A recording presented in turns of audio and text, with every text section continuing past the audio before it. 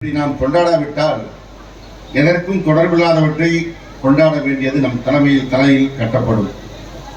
இங்கே பேசும்போது நம்முடைய அரியலூர் சட்டமன்ற உறுப்பினர் சின்னப்பா அவர்கள் சொன்னார்கள், ராமருக்கு பிரதமர் கோயில் எடுத்திருக்கிறார், 3000 ஆண்டுகளுக்கு முந்தைய வரலாறு என்றார். அது உண்மை அல்ல, வரலாறே கிடையாது. நமக்கு ராஜேந்திர சோழன் வாழ்ந்ததற்கு சோழன் கட்டிய கோயில் இருக்கிறது, வெட்டிய குளம் இருக்கிறது, செப்பேடுகள் இருக்கிறது, சிற்பங்கள் இருக்கிறது. நாம் அதை வைத்து ஆதாரபூர்வமாக இதை கொண்டாடுகின்றோம். ஆனால் ராமன் இருந்ததற்கு வரலாறும் கிடையாது, ஆதாரமும் கிடையாது. அவர்களே அவதாரம் என்பார்கள். ஒரு அவதாரம் என்றால் பிறக்க முடியாது, அது கடவுள் என்று நாம் கொண்டாடுவது. கடவுளாக பிறந்துவிட்டால் அவதாரமாக இருக்க முடியாது.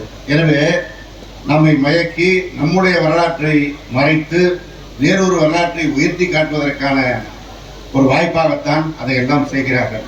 இதைத்தான் முத்தமிழறிஞர் தலைவர் கலைஞர் அவர்கள் உணர்ந்த காரணத்தினால் நமக்கான அடையாளம் எது, நமக்கான பண்பாடு என்பது எது என்பதனை நிறுவுவதற்கு பல்வேறு திட்டங்களை முன்னெடுத்தார்.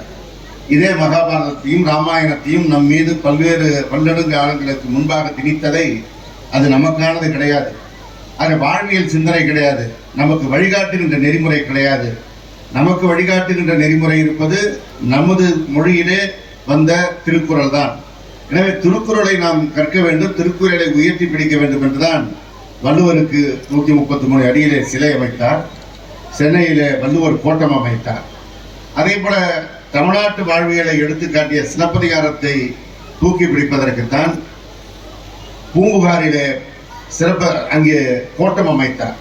இப்படி நம் மண்ணோடு நமக்காக சொந்தமான நமக்கு உணர்வோடு தொடர்பு உடையவற்றைத்தான் நாம் தூக்கி பிடிக்க வேண்டும் என்று தலைவர் கலைஞர் அவர்கள் வழியிலே இன்றைக்கு நம்முடைய முதலமைச்சர் அவர்கள் ராஜேந்திர சோழனுடைய வரலாற்றை நாம் நினைவு கூற வேண்டும், என்றைக்கும் அடுத்த தலைமுறைக்கு கொண்டு சேர்க்க வேண்டும் என்றுதான் ஒரு அரசு விழாவாக இதை கொண்டாடுவதற்கு உத்தரவு பிறப்பித்திருக்கிறார்கள்.